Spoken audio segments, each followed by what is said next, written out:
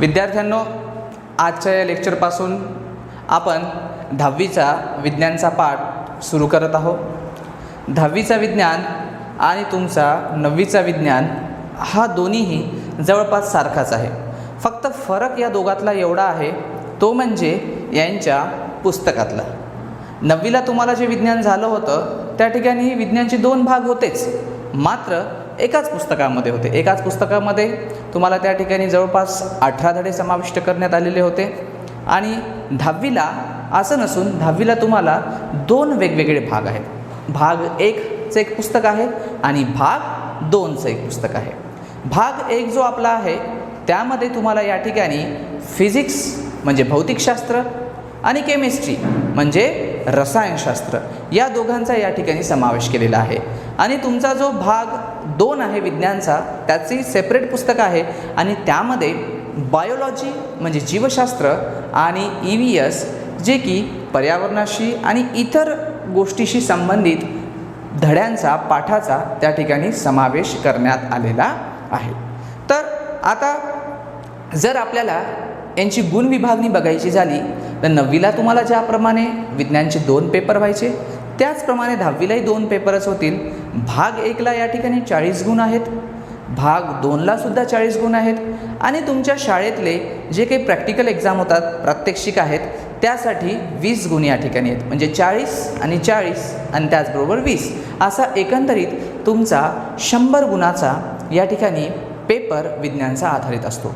तर आजच्या या लेक्चरपासून आपण तुमचा विज्ञानमधील विज्ञान भाग 1 सुरू करणार आहोत आणि विज्ञान भाग 1 मध्ये सुद्धा फिजिक्स आणि केमिस्ट्री आहे.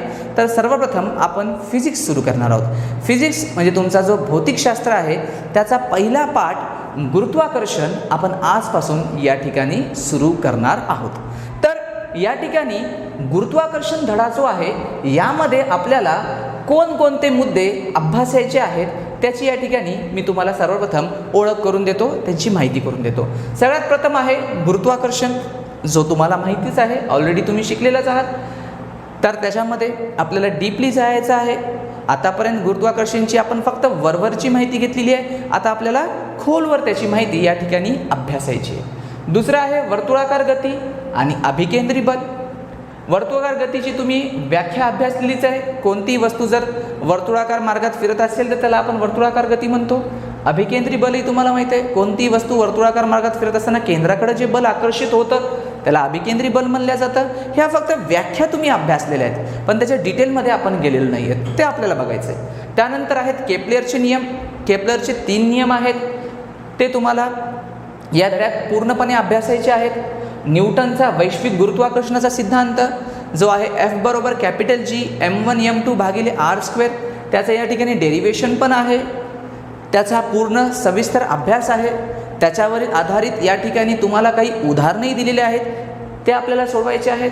त्यानंतर पृथ्वीचं गुरुत्व त्वरण g 9.8 ज्याची किंमत आहे तेही आपल्याला अभ्यासायचं आहे. मुक्तपतन तुम्हाला माहीत आहे. मुक्तपतन म्हणजे काय असतं? एखादी वस्तू, एखादं फळ आहे, झाडावरून पडतंय आणि त्यावर जर फक्त आणि फक्त पृथ्वीचं गुरुत्वाकर्षण बलच कार्यरत असेल तर त्याला आपण काय म्हणतो? मुक्तपतन म्हणतो. साहजिक झाडावरून फळ पडायला गुरुत्वाकर्षण तर आहेच, पण त्याचबरोबर त्याला फ्रिक्शन म्हणजे घर्षण बल पण आहे हवेचं. पण जर एखाद्या वस्तूवर फक्त आणि फक्त गुरुत्वाकर्षणच जर असेल आणि गुरुत्वाकर्षणाच्याच प्रभावाने ती वस्तू जर पृथ्वीकडे खेचल्या जात असेल त्याला मुक्तपतन म्हणतात. त्याचा सविस्तर अभ्यास करूया. मुक्तिवेग आहे. आता मुक्तिवेग म्हणजे काय? तर मुक्तिवेग म्हणजे उदाहरणार्थ आता सांगायचं झालं तर एक आपलं सॅटेलाईट आहे ज्याला आपल्याला पृथ्वीच्या गुरुत्वाकर्षणाच्या बाहेर फेकायचं आहे, बरोबर, बाहेर टाकायचं आहे आपल्याला, त्याला अंतरिक्षामध्ये सोडायचं आहे. तर त्यावेळेस पृथ्वीच्या गुरुत्वाकर्षणावर मात करेल एवढा वेग आपल्याला त्याला द्यावा लागेल आणि त्या वेगामुळे तो पृथ्वीच्या गुरुत्वाकर्षणातून त्याला काय मिळेल? मुक्ती मिळेल आणि तो अंतरिक्षात जाईल. ओके, त्या वेगाला मुक्तिवेग म्हणतात. तोही सविस्तर आपल्याला बघायचा आहे.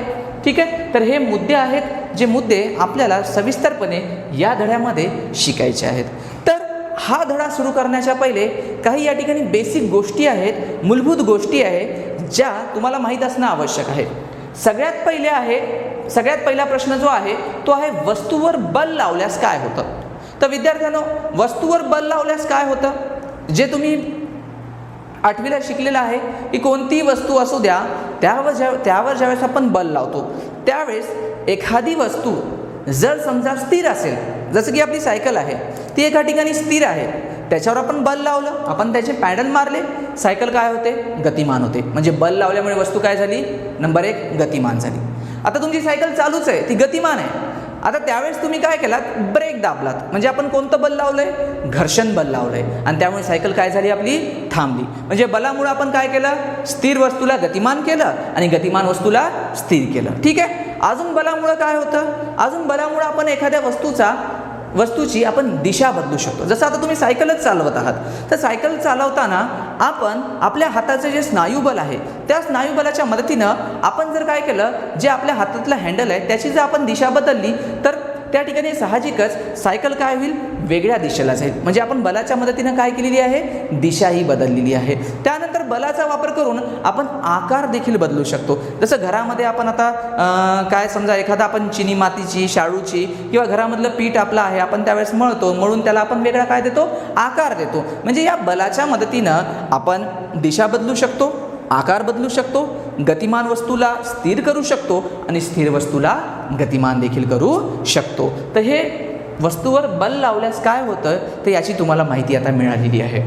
दुसरा आहे तो म्हणजे बलाचे प्रकार. ठीक आहे. तर बलाचे वेगवेगळे कोणकोणते प्रकार आहे. सगळ्यात पहिला बलाचा प्रकार आहे नंबर 1, तो आहे स्नायुबल. स्नायुबल म्हणजे आपल्या स्नायूमार्फत जे आपण बल लावतो ते स्नायुबल. दुसरं आहे यांत्रिक बल. यांत्रिक बल म्हणजे काय, यंत्रामार्फत जे बल लावलं जातं त्याला काय म्हणलं जातं, यांत्रिक बल. तिसरं आहे घर्षण बल.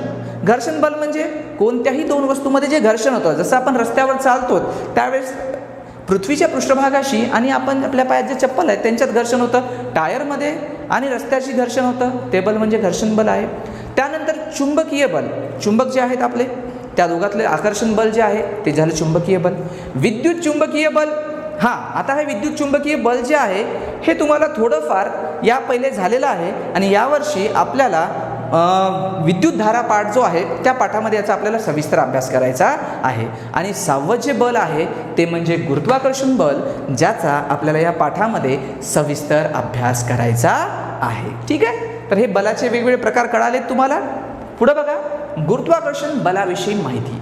आपल्याला गुरुत्वाकर्षण बलाविषयी पण माहिती असणं आवश्यक आहे. तुम्ही आजपर्यंत एवढंच शिकलेलं आहे की पृथ्वी प्रत्येक वस्तूला आपल्याकडं काय करते, आकर्षित करते, खेचते. त्यामुळेच काय होतं, एखादं पिकलेलं जेही फळ असेल ते कुठं पडतं, जमिनीवर पडतं. ते वर निघून जाईल ते का नाही जात, ते खाली काय येतं, कारण पृथ्वी काय करतं, तिला आपल्याकडे आकर्षित करते. त्याचबरोबर तुम्हाला 9वीला हे सुद्धा झालेलं आहे की पृथ्वीच्या पृष्ठभागापासून आपण जसं जसं वर जावं तसं गुरुत्वाकर्षण बल कमी होतं.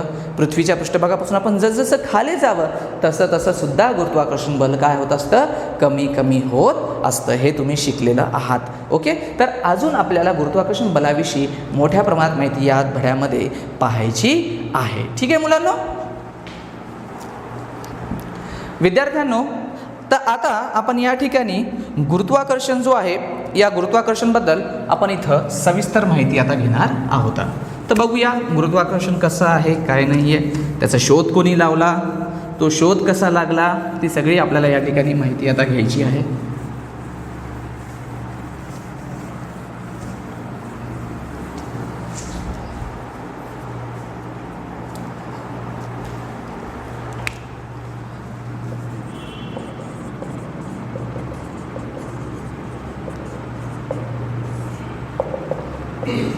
तर बघा, गुरुत्वाकर्षण जो आहे या गुरुत्वाकर्षणाचा जो शोध आहे तो शोध प्रसिद्ध शास्त्रज्ञ सर आयझॅक न्यूटन यांनी लावला.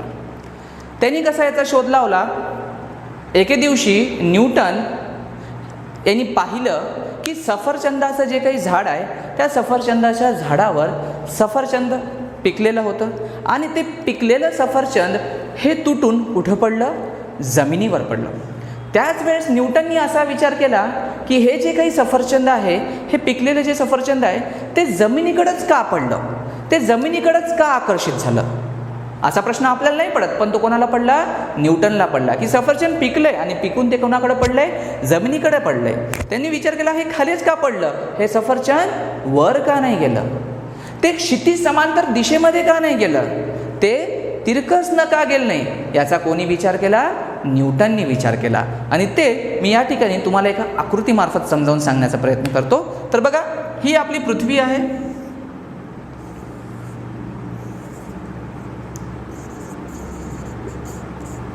या पृथ्वीवर हे झाड आहे. या झाडाला मोठ्या प्रमाणात सफरचंद लागलेले आहेत. ठीक आहे. तर सफरचंदाचं फळ ज्यावेळेस पिकलं त्यावेळेस हे सरळ कुठं पडलं? खालच्या दिशेला पडलं. ओके. तर याला न्यूटननी म्हणलेलं होतं क्षितिज, हे खालच्या दिशेने पडलं. तर न्यूटननी याला असा युक्तिवाद लावला की हे जे फळ आहे हे पिकल्यावर वरच्या दिशेने का गेलं नाही, हे क्षितिज समांतर दिशेत का गेलं नाही, किंवा हे तिरकस दिशेत का गेलं नाही, या तिन्ही दिशेत हा गेला नाही. तर हा कुठं गेला? हा सरळ आपल्या पृथ्वीकडे आकर्षित झाला. हा आपल्या पृथ्वीचा भूपृष्ठ आणि या भूपृष्ठाच्या खालच्या दिशेला हा फळ येतोय. म्हणजे भूपृष्ठाशी पृथ्वीचं जे आकर्षण बल आहे ते कोणत्या दिशेत येत आहे? लंब दिशेमध्ये येते. बरोबर. तर या ठिकाणी न्यूटननं विचार केला की आपली जी पृथ्वी आहे या पृथ्वीच्या केंद्रामध्ये काहीतरी आकर्षण बल आहे आणि त्या आकर्षण बलामुळे प्रत्येक वस्तू ही कोणाकडे आकर्षित होते? पृथ्वीकडे आकर्षित होते. आणि त्या बलाला त्यांनी काय नाव दिलं? गुरुत्वाकर्षण बल असं नाव दिलं. मग न्यूटननी पुढे हा विचार केला की हे जे काही गुरुत्वाकर्षण बल आहे हे गुरुत्वाकर्षण बल फक्त सफरचंद आणि पृथ्वी यांच्यातच आहे का? नाही आहे. तर हे गुरुत्वाकर्षण बल सफरचंद पृथ्वीतच नाही, तर पृथ्वीवर जेवढ्याही वस्तू आहेत त्यांच्यामध्ये आणि पृथ्वीमध्ये गुरुत्वाकर्षण बल आहे. पण न्यूटनने याच्या पुढेही विचार केला. त्यांनी म्हणलं की ज्या वस्तू पृथ्वीपासून फार दूर आहेत, जसे की आपल्या पृथ्वीपासून आता काय, हा चंद्र आहे, हा चंद्र पृथ्वीपासून दूर आहे, तर चंद्र आणि पृथ्वीमध्ये गुरुत्वाकर्षण बल आहे का? तर याचं उत्तर हो आहे. चंद्र आणि पृथ्वी यांच्यामध्ये गुरुत्वाकर्षण बल आहे आणि याच गुरुत्वाकर्षण बलामुळे चंद्र काय होतो? पृथ्वीभोवती फिरतो. मग न्यूटननी पुढचा प्रश्न केला की पृथ्वी आहे आणि इकडे आपला सूर्य आहे, तर पृथ्वी आणि सूर्य या दोघांमध्ये गुरुत्वाकर्षण बल आहे का?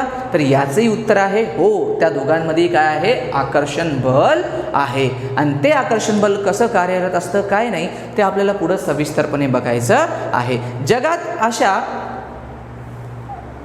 जगामध्ये अशा प्रत्येक दोन वस्तू ज्या आहेत, कोणत्याही दोन वस्तूमध्ये त्या ठिकाणी आकर्षण बल असतं. ते कोणी असू द्या, मग चंद्र असू द्या, पृथ्वी असू द्या, सूर्य असू द्या, किंवा एखादे मुलं देखील असू द्या. तुम्ही दोन मुलं एकमेकाच्या बाजूला जरी उभे आहात तर त्या ठिकाणी तुमच्या दोघांमध्ये सुद्धा काय आहे? आकर्षण बल आहे. मग तुम्ही म्हणसाल सर, जर आम्हा दोघां मुलांमध्ये आकर्षण बल आहे मग आम्ही एकमेकाजवळ का चिटकत नाही, एकत्र का येत नाही? तर त्याचं उत्तर आपल्याला पुढं बघायचं आहे. याच धड्यामध्ये आपल्याला त्याचं उत्तर काय आहे अपेक्षित आहे, ते उत्तर आपल्याला काय करायचं आहे? बघायचं आहे. तर हा झाला गुरुत्वाकर्षणाचा मुद्दा.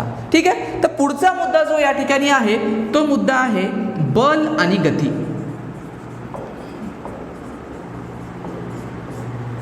पुढचा मुद्दा आपला काय आहे? बल आणि गती. बल आणि गती म्हणजे काय? बल आणि गती या दोघांमध्ये काय संबंध आहे? तर या दोघांत संबंध एवढाच की तुम्हाला कोणती वस्तू असू द्या, त्या वस्तूची गती वाढवायची असेल किंवा त्या वस्तूची गती कमी करायची असेल तर तुम्हाला कशाची आवश्यकता असते? बलाची आवश्यकता असते. जसं धड्याच्या पहिले सुरुवातीला मी सांगितलं, आपल्याला सायकल आहे, ती सायकलची आपल्याला गती वाढवायची असेल तर आपल्याला स्नायुबल द्यावं लागतं. त्या सायकलची गती कमी करायची असेल तर आपल्याला त्या ठिकाणी त्याला घर्षण बल द्यावं लागतं. तर या दोघातला संबंध बल आणि गती या दोघातला फार मोठा संबंध आहे. तो एवढाच की बलामुळे गती वाढवताही येते आणि बलामुळे गती कमी करता येते. आणि मी फक्त गतीचंही तुम्हाला सांगितलं नव्हतं, तुम्हाला मी दिशाचं देखील सांगितलेलं आहे आणि आकाराचं देखील सांगितलेलं आहे. त्याचबरोबर जी चाल आहे ती चाल सुद्धा कशावर अवलंबून आहे? या बलावरच अवलंबून आहे. म्हणजे जी गती आहे, गती आणि बल हे दोन जे आहेत हे एकमेकाशी संबंधित आहे. बलाच्या मदतीनं गती वाढवता येते आणि गती कमी सुद्धा करता येते. ठीक आहे मुलांनो. तर विद्यार्थ्यांनो, आता आपल्याला या ठिकाणी अजून रिवाईज आहे, थोडीशी माहिती घ्यायची आहे पहिल्याच्या धड्याची आपण जी शिकलेले आहोत त्याची. तर त्यामध्ये आपल्याला न्यूटनचे गतिविषयक नियम त्यांनी विचारलेले आहेत. तर न्यूटनचे एकूण या ठिकाणी 3 गतिविषयक नियम आहेत. जे तुम्ही इयत्ता 9वीमध्ये शिकलेले आहात त्याची फक्त आपण या ठिकाणी आता आठवण करून देतोय आणि ते तुम्हाला पाठ देखील करायचे आहेत. ठीक आहे. तर न्यूटनचा गतिविषयक पहिला नियम आपल्याला काय म्हणतो, जर एखाद्या वस्तूवर कोणतेही बाह्य असंतुलित बल कार्यरत नसेल तर तिच्या विरामावस्थेत किंवा सरळ रेषेतील एकसमान गतीमध्ये सातत्य राहते. ठीक आहे. संतुलित बल आणि असंतुलित बल हे तुम्हाला झालेलंच आहे. आणि या ठिकाणी हे काय म्हणतात, एखादी वस्तू विराम अवस्थेमध्ये आहे. समजा एखादा दगड आहे, आपल्याकडे एखादी वस्तू आहे, ही वस्तू विराम अवस्थेमध्ये आहे. ठीक आहे. जोपर्यंत याच्यावर असंतुलित बल लागत नाही तोपर्यंत ही वस्तू याच ठिकाणी असेल, तिची हालचाल होत नाही. किंवा दुसरा पॉईंट यांनी काय म्हणलेला आहे की एखादी वस्तू जर समजा आपली काय आहे, एक समान गतीमध्ये आहे आणि गतिमान वस्तू जी आहे त्या गतिमान वस्तूवर जरी आपण काय केलेलं नाही, बाह्य असंतुलित बल लावलेलं नसेल तर तिची एक समान गती त्याच प्रकारे असते. म्हणजे कोणतीही वस्तू जी आहे तिच्या गतीमध्ये जर आपल्याला बदल करायचा असेल त्याच्यावर असंतुलित बाह्य बल द्यावं लागेल. हे कशातून कळतं आपल्याला, न्यूटनच्या गतिविषयक पहिल्या नियमावरून कळतं. एखादी वस्तू स्थिर आहे, तिच्यावरून जर बाहेरून असंतुलित बल लागलं तर ही गतिमान होईल. इकडूनही 10 न्यूटनचं बल लागतंय, इकडूनही 10 न्यूटनचं बल लागतंय. ही स्थिर वस्तू आहे, ही काय झाली, गतिमान झाली. का? कारण इथं कोणतं बल आहे, असंतुलित. आणि याच वेळेस जर आता बघा बरं, इकडूनही 10 न्यूटन, इकडूनही 10 न्यूटन, दोन्ही सारखेच बल आहेत पण यांची दिशा कशी आहे, एकमेकाकडे आहे, विरुद्ध दिशा आहे. मग हे असंतुलित बल झालं, हे संतुलित बल झालं. आणि संतुलित बल जर असेल या ठिकाणी तर ही वस्तूची हालचाल होईल का, नाही होणार. म्हणून त्यांनी काय म्हणलेलं आहे स्पष्ट या ठिकाणी, असंतुलित बल म्हणलेलं आहे. असंतुलित बल आता या प्रकारे याच्यावर असंतुलित बल कार्यरत आहे म्हणून या वस्तूची काय होणार आहे, हालचाल या ठिकाणी होणार आहे. आणि संतुलित असंतुलित बल हे तुम्ही पहिले शिकलेलं आहात. तर आता न्यूटनचा गतिविषयक दुसरा नियम बघा, संवेग परिवर्तनाचा दर हा प्रयुक्त बलाशी समानुपाती असतो आणि संवेगाचे परिवर्तन हे बलाच्या दिशेनं होते. आता या ठिकाणी यांनी म्हणलेलं आहे संवेग परिवर्तनाचा दर हा प्रयुक्त बलाशी काय असतो, समानुपाती असतो. तर सगळ्यात महत्त्वाचा मुद्दा म्हणजे संवेग म्हणजे काय, तुम्हाला 9वीला झालेलंच आहे. P = mv. ओके. P म्हणजे काय आहे आपला संवेग, m म्हणजे वस्तूचं वस्तुमान आणि v म्हणजे काय आहे त्याचा वेग. आणि हा जो संवेग परिवर्तनाचा दर आहे तो प्रयुक्त बलाशी काय आहे, समानुपाती आहे. आणि संवेगाचे परिवर्तन हे बलाच्या दिशेने होतं. आणि याच्यावरून आपल्याला एक महत्त्वाचं इक्वेशन आलेलं होतं गेल्या वर्षी, F = ma. आठवत असेल तुम्हाला, नाही आठवत असेल तर 9वीचं पुस्तक काढा आणि यावरून जे डेरिवेशन आहे ते डेरिवेशन एकदा तुम्ही घरी गेल्यावर घरी पुस्तक काढून बघून घ्या. त्यानंतर तिसरा नियम या ठिकाणी आपल्याला सांगतो की प्रत्येक क्रियाबलास समान परिमाणाचे त्याच वेळी प्रयुक्त होणारे प्रतिक्रिया बल अस्तित्वात असते व त्यांच्या दिशा परस्पर विरुद्ध असतात. याचा अर्थ कोणतेही क्रियाबल असू द्या, त्या क्रियाबलाला प्रतिक्रियाबल हे असतेच. आणि क्रियाबल आणि प्रतिक्रियाबल या दोघांचं परिमाण काय असतं, सारखंच असतं, मात्र त्यांच्या दिशा कशा असतात, वेगळ्या असतात. उदाहरणार्थ सांगायचं म्हणजे या ठिकाणी आपण तुम्हाला एक बंदुकीचं उदाहरण देऊया. समजा एक छोटीशी बंदूक आहे आपल्याकडे, एक छोटीशी आपली बंदूक आहे बघा या प्रकारे.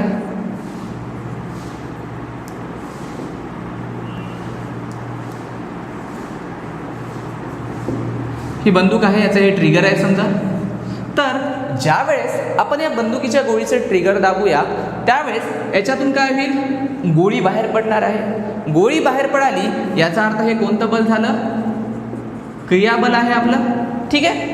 आणि त्याच वेळेस जर तुम्ही बघितलं असेल तर त्याच वेळेस त्या ठिकाणी प्रतिक्रिया बल सुद्धा त्याच्यावर काय होतं, कार्यरत होतं. आणि हे जे प्रतिक्रिया बल आहे हे प्रतिक्रिया बल विरुद्ध दिशेने जातं आणि त्यामुळे ही जी बंदूक आहे ही बंदूक काय होते, मागच्या दिशेने येते, ज्याला आपण गेल्या वर्षी काय म्हणलं होतं, रिकॉईल म्हणलं होतं, तुम्हाला आठवत असेल. म्हणजे या ठिकाणी हे क्रियाबल झालं आणि त्याच परिमाणाचं काय आहे, हे प्रतिक्रिया बल होय. ओके. आता परिमाण म्हणजे या ठिकाणी काय आहे, त्याचा mv म्हणजे त्याचा मास पण असेल, त्याचा वेग पण असेल आणि त्या दोघांचे एकूण संवेग म्हणजे त्या ठिकाणी आपल्याला काय घ्यावा लागतो, परिमाण घ्यावा लागतो. तर हे न्यूटनचे आपले काय आहेत, 3 नियम आहेत जे तुम्ही काय करायचे, चांगल्या प्रकारे बघून घ्यायचे.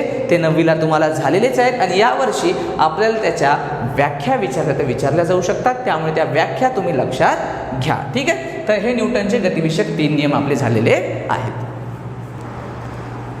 तर मुलांनो, आता आपल्याला पुढचा पॉईंट जो आहे तो म्हणजे वर्तुळाकार गती आणि अभिकेंद्री बल या ठिकाणी पाहायचं आहे.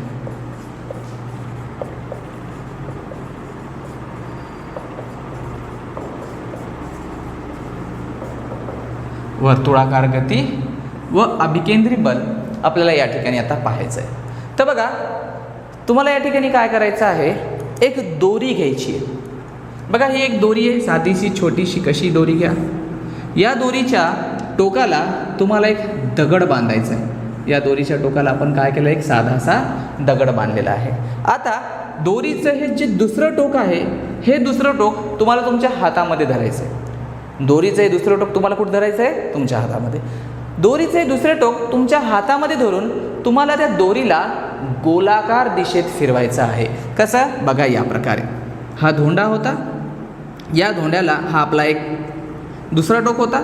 आता याला आपण काय करत आहोत, या प्रकारे गोलाकार दिशेमध्ये आपण या धोंड्याला काय करत आहोत, फिरत आहोत. बरोबर, फिरवायला ज्याप्रमाणे सर आपलं शेतामध्ये गोफण असते बघा, माहीत असेल आपल्या सर्वांना, ज्यामध्ये शेतकरी काय करतो, मातीचा एखादा जो काही ढेकूळ आहे तो एका दोरीमध्ये एका बाजूला आपण धरतो आणि बांधतो आणि दुसऱ्या बाजूला आपल्या हातामध्ये दोरी असते आणि आपण गोल गोल त्याला फिरवतो. त्याचप्रमाणे हे फिरवायचं आहे. तर हा जो काही धोंडा आपण इथं बांधलेला आहे, हा धोंडा या प्रकारे समजा वर्तुळाकार गतीने काय होत आहे, तो फिरत आहे आणि तुम्ही हातामध्ये या ठिकाणी काय केलेलं आहे, त्याचा एक दोरा तुम्ही एक बाजू जी आहे ती धरलेली आहे. तर मला सांगा, यावेळेस तुम्ही या धोंड्यावर कोणतं तरी बल प्रयुक्त करत आहात का, आणि जर करत असाल तर त्याची दिशा कोणती. तर या धोंड्यावर आपण या ठिकाणी बल प्रयुक्त करत आहोतच का, कारण ही दोरी आपल्याशी बांधील आहे आणि आपण तिला फिरवायलो. बरोबर, म्हणजे आपण काय करत आहोत, त्या धोंड्यावर बल प्रयुक्त करायलो आणि त्या ज्या धोंड्याला आपण फिरवायलो आणि त्याच्यावर आपण जे बल प्रयुक्त करायलो त्याची दिशा पण कुठे असेल, त्याची दिशा पण असेल आपल्याकडे. बरोबर ना, कारण आपण त्याला काय करत आहोत, गोल गोल फिरवत आहोत. म्हणजे आपला हे जे हात आहे, जे स्नायुबल आहे, त्याच्या मदतीने आपण त्याला काय करत आहोत, फिरवत आहोत. म्हणजे त्या बलाची दिशा पण कोणाकडे आहे, आपल्याकडे. आता विचार करा, जर एकंदरीत आपण काय केलं, या धोंड्याला सोडून दिलं, त्याच्यावर जर आपण बल लावलं नाही, हा जो काही तुमच्या हातातला दुसरा जो टोक आहे, दुसरी जी बाजू आहे, याला तुम्ही एकंदरीत लगेच सोडून दिलं तर काय होईल, तर त्यावेळेस हा जो काही आपला दगड आहे हा कुठे जाईल, हा गोल गोल फिरेल का, याच्यात काही फरक पडेल. जर आपण या धोंड्याला वर्तुळाकार गतीमध्ये हा फिरत असताना जर दुसरी बाजू जर आपण सोडून दिली तर त्याच वेळेस हा जो धोंडा आहे, हा धोंडा काय करेल, त्याची जी काही वर्तुळाकार गती चालू होती त्या वर्तुळाकार गतीच्या स्पर्शिकेला जोही मार्ग येईल, त्याच्या वर्तुळाकार गतीला जी स्पर्शिका असेल, जो लंब असेल, त्या दिशेने तो काय होईल, वेगवान होईल. समजा हा धोंडा जर या ठिकाणी असेल आणि या ठिकाणी असताना जर आपण काय केलं, त्याला सोडून दिलं, हा टोक आपण सोडून दिला, दुसरा जो टोक आपण हातात धरला तो सोडून दिला, तर यावेळेस हा जो धोंडा आहे हा कसा जाईल, या प्रकारे हा जो काही वर्तुळ आहे याच्या स्पर्शिकेला, त्याच्या लंबाला, त्या दिशेने काय होईल, त्याची गती होईल, तो त्या दिशेने गतिमान होईल. हा धोंडा जर इथं असला असता तर तो या दिशेने गतिमान झाला असता. ठीक आहे. तर या ठिकाणी वर्तुळाकार गती म्हणजे काय, तुम्ही व्याख्या पहिले शिकलेलीच आहे की कोणतीही वस्तू जर वर्तुळाकार मार्गामध्ये गतिमान असेल तर त्या गतीला काय म्हणल्या जाते, वर्तुळाकार गती असं म्हणल्या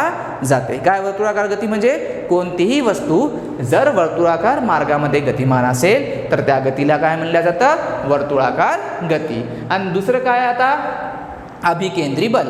तर बघा, या ठिकाणी आपण काय केलेलं आहे, या धोंड्यावर बल लावलेलं आहे आणि ते बल कुठून यायले, तुमच्या इथून, या बिंदूतून, म्हणजे तुमच्या हातातून. आणि विज्ञानाच्या भाषेत सांगायचं आहे तर या केंद्रामधून बल येत आहे. बरोबर ना, या केंद्रामधून ते बल येत आहे, म्हणून त्या बलाला काय म्हणतात, अभिकेंद्री बल असं म्हणल्या जातं. आणि याची जर व्याख्याच करायची असेल तर ती व्याख्या या प्रकारे होते की कोणतीही वस्तू जर वर्तुळाकार मार्गाने परिभ्रमण करत असेल तर त्यावेळेस त्या वस्तूवर केंद्राच्या दिशेनं जे बल प्रयुक्त होतं, केंद्राकडून जे बल प्रयुक्त होतं, त्या बलाला काय म्हणल्या जातं, अभिकेंद्री बल असं म्हणल्या जातं. एखादी वस्तू वर्तुळाकार मार्गात जात असेल तर त्यावेळेस त्या वस्तूवर केंद्राकडून जे बल प्रयुक्त होतं त्या बलाला काय म्हणलं जातं? अभिकेंद्री बल असं म्हणल्या जातं. तर हे एक साधंसं उदाहरण होतं गोफनचं, दोरीचं.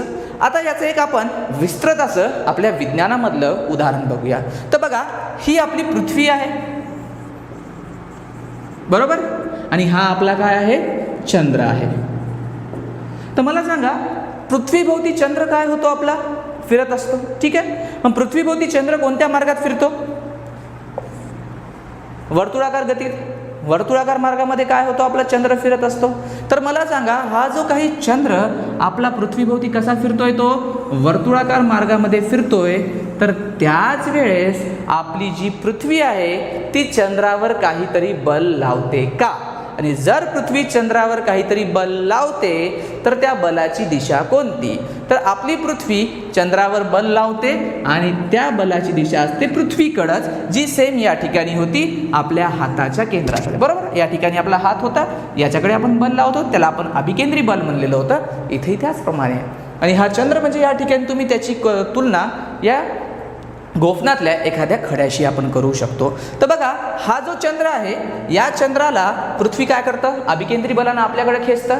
त्यामुळे चंद्र जो आहे तो चंद्र काय होत आहे? पृथ्वीभोवती फिरत आहे. आणि जर समजा पृथ्वीनं आपलं अभिकेंद्री बल जे आहे ते बल जर बंद केलं किंवा अभिकेंद्री बल जर आपलं संपुष्टात आलं तर त्यावेळेस काय होईल? मग त्यावेळेस याचं जसं झालं त्याचप्रमाणे त्याची जिथे कुठे चंद्राची गती असेल त्या गतीला तो स्पर्शिकेच्या दिशेने म्हणजे लंबच्या दिशेने तो काय होतो?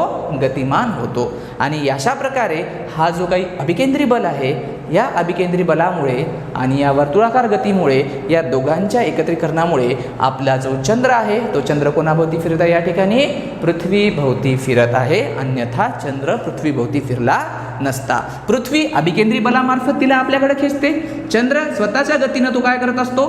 सरळ जाण्याचा प्रयत्न करतो. पण त्या दोघांच्या एकच्यामुळे त्या ठिकाणी वर्तुळाकार गती निर्माण होते आणि चंद्र या मार्गात होतो आणि तो कसा फिरत असतो? वर्तुळाकार गतीमध्ये फिरत असतो. आणि हे पृथ्वी आणि चंद्राशी संबंधित नसून आपला जो सूर्य आहे,